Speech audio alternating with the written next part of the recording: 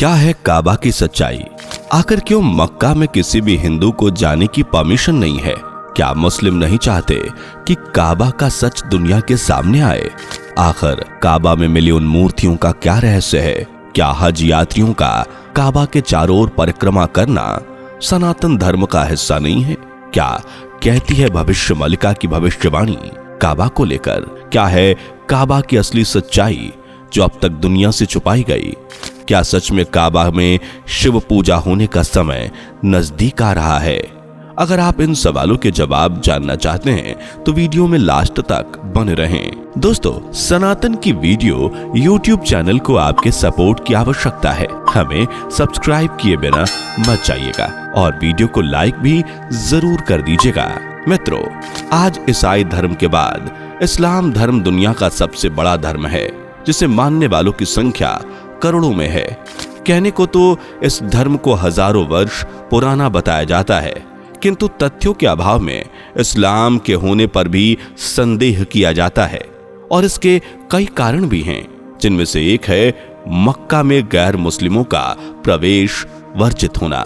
यहाँ ना तो किसी गैर मुस्लिम को आने की इजाजत है और ना इस जगह का भ्रमण करने की, जिसके चलते न सिर्फ इस्लाम बल्कि मक्का में स्थित मुसलमानों के सबसे धार्मिक स्थल काबा को लेकर भी तरह तरह के सवाल जवाब किए जाते रहे हैं।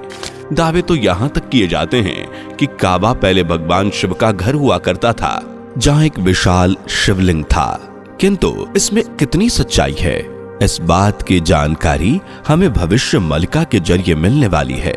भविष्य मलिका को आज से करीब 600 वर्ष पूर्व उड़ीसा के महान और भविष्य देखने की दिव्य दृष्टि रखने वाले संत अच्युतानंद दास महाराज ने अपने 4 सखाओं के साथ मिलकर लिखा था। इस पुस्तक में लिखी अब तक की 100% भविष्यवाणियां हकीकत का रूप ले चुकी हैं। ऐसे में काबा को लेकर की गई भविष्यवाणी भी मुस्लिमों की चिंता बढ़ा रही है। इस्लाम धर्म में मूर्ति पूजा, विग्रह पूजा को पूरी तरह से प्रतिबंधित माना जाता है, किंतु मोहम्मद इब्न इस्लाम अल बुखारी द्वारा रचित पुस्तक सहीह अल बुखारी के अनुसार जब प्रॉफिट मोहम्मद अपने समर्थकों के साथ मक्का पहुंचे तब उन्हें वहां 360 मूर्तियां मिली। अब यह मूर्तियां मक्का में क्या कर रही थीं? वहां कैसे आईं? या इनका निर्माण किसने करवाया? इन सवालों का जवाब आज भी किसी के पास नहीं है, किंतु प्रॉफिट मोहम्मद ने इन सभी मूर्तियों को ध्वस्त करवा दिया और यहाँ काबा परिसर को खड़ा किया गया। यह वही काबा परिसर है जहाँ हर साल करोड़ों संख्या में मुस्लिम हज यात्रा को पहुंचते हैं। हज यात्रा के दौरान मुस्लिम्स सफेद वस्त्र धारण करते हैं, अपना सर मुंडवाते हैं, पवित्र जल का सेवन करते हैं। इतना ही नहीं, हज यात्रा के दौरान प्रत्येक मुस्लिम काबा के चारों ओर चक्कर भी लगाते हैं, अर्थात परिक्रमा करते हैं। ठीक वैसे ही जैसे सनातन धर्म में की जाती है, वो भी आजकल से नहीं बल्कि पिछले 5000 वर्षों से। यानी सनातन धर्म और मुस्लिम धर्म में कोई ना कोई समानता तो है, और इसका प्रमाण है काबा में मौजूद यह काला पत्थर, जिसे द ब्लैक स्टोन ऑफ काबा या काबा का काला पत्थर कहा जाता है। ये एक चमत्कारिक और धार्मिक पत्थर है जिसे काबा में जाने वाला प्रत्येक हज यात्री स्पर्श करता है और चूमता है। किंतु जैसा कि अभी हमने आपको बताया कि इस्लाम में तो प्रत्येक प्रकार की मूर्ति पूजा, पत्थर पूजा या विग्रह पूजा को प्रतिबंधित माना गया है, तो यहाँ सवाल यह उठता है कि मुस्लिम भाई इस पत्थर को भला क्यों पूजते हैं?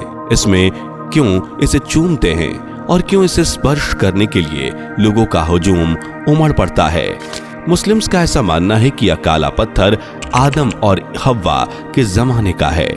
यदि आप नहीं जानते तो बता दें कि आदम और हव्वा मुस्लिम धर्म के अनुसार पृथ्वी पर मौजूद पहले व्यक्ति थे।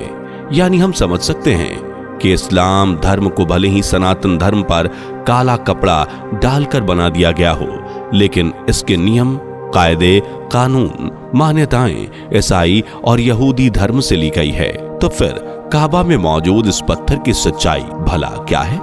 यह जानने से पहले वीडियो को लाइक करके चैनल को सब्सक्राइब जरूर कर लें। इस्लाम धर्म की माने तो इस्लाम धर्म का जन्म आज से 5000 साल पहले हुआ था। मक्का में मौजूद काबा का निर्माण भी 5000 साल पहले ही हो गया था। किंतु इतिहास और ऐतिहासिक तथ्य के साथ महानुभावों की माने तो इस्लाम का इतिहास आज से करीब 1400 से 1500 साल पुराना है, जबकि इसके अस्तित्व का कोई भी जिक्र किसी भी किताब में नहीं मिलता। यही कारण है कि इतिहासकारों का मानना है कि इस्लाम धर्म पहले सिर्फ एक राजनीतिक और मिलिट्री मूवमेंट हुआ करता था, इसके बाद इसे एक धर्म का रूप दे दिया गया। यही कारण है कि आज भी इस्लाम धर्म पर संदेह किया जाता है। इसी प्रकार का संदेह मुसलमानों के सबसे बड़े धार्मिक स्थल काबा और उसमें मौजूद उस काले पत्थर को लेकर भी इतिहासकारों के बीच समय समय पर उठता रहा है, जिनके मुताबिक काबा में मौजूद ये काला पत्थर प्राचीन समय में एक बड़ा काला पत्थर हुआ करता था, जो खंडित अवस्था में काबा में मौजूद है। इसी खंडित पत्थर को सिल्वर में सजाकर काबा में स्थापित किया गया है। किंतु जब मुस्लिम में मूर्ति पूजा या पत्थर पूजा होती ही नहीं, तो यह काला पत्थर यहाँ क्यों? इस सवाल पर भविष्यवक्ताओं सहित इतिहासकारों का मानना है कि कहीं ये हिंदू धर्म का शिवलिंग तो नहीं।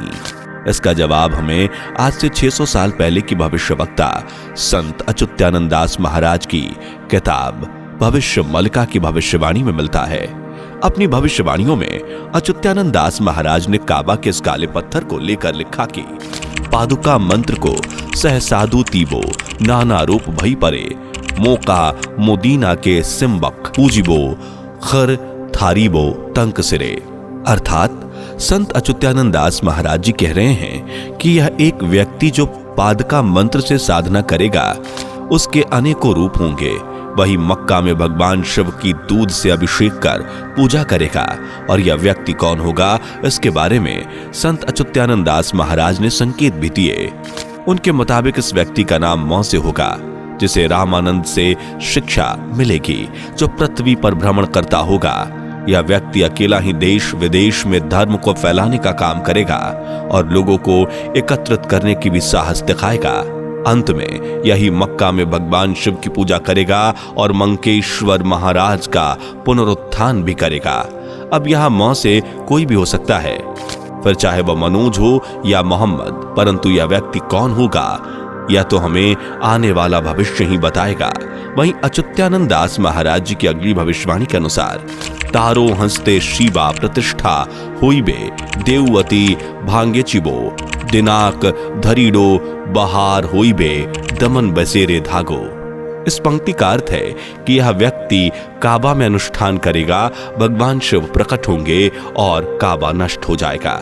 एक बार फिर काबा में मंकेश्वर महादेव का जन्म होगा और उनकी जगह छीनने वालों को दंडित किया जाएगा। दरअसल संत अच्युतानंद दास महाराज के अनुसार काबा जिस जगह पर स्थित है, वहां पहले मंकेश्वर महादेव का मंदिर हुआ करता था, एक विशाल शिवलिंग भी शायद। इसके स्थान पर काबा को बनाया गया, किंतु अच्युतानंद दास महाराज के अनुसार आने वाले समय में काबा का अस्तित्व मिट जाएगा और मंकेश्वर महादेव एक बार फिर अपने स्थान पर विराजेंगे और तब वहां उनकी पूजा अर्चना होगी। किंतु यह सब इतना आसान भी नहीं होगा।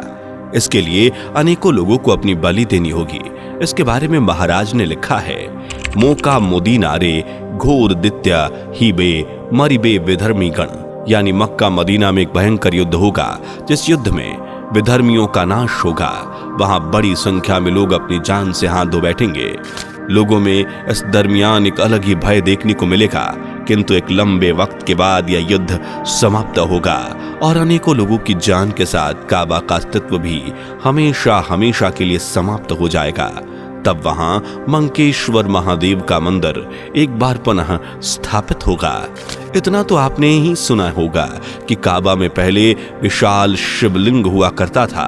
हालांकि इन दावों की सच्चाई हम नहीं जानते, लेकिन काबा में मौजूद इस काले पत्थर को लेकर अक्सर सवाल उठते रहे हैं। ऐसे में हो सकता है कि भविष्य मलिका की भविष्यवाणी सच साबित हो, बिल्कुल उसी तरह जिस तरह अब तक 100% भविष्यवाणियां हकीकत पर खरी उतरी हैं। ऐसा नहीं है कि हम इन भविष्यवाणियों के जरिए धर्म विशेष के व्यक्तित्व को आहत पहुंचाने की कोशिश कर रहे हैं, अपितु हम तो भविष्य मलिका में लिखा हुआ सच बता रहे हैं, जैसा कि हम हमेशा से करते आए हैं। इसलिए आप इस भविष्यवाणी को सिर्फ एक भविष्यवाणी की तरह ही देखें। वीडियो पसंद आई हो तो लाइक शेयर करके चैनल को सब्सक्राइब कर लीजिए और बेल आइकन प्रेस ना किया हो तो फौरन कर लें। दोस्तों, आपकी स्क्रीन पर 2 और वीडियोस दिख रही हैं, जिसे देखने के लिए स्क्रीन पर क्लिक करें।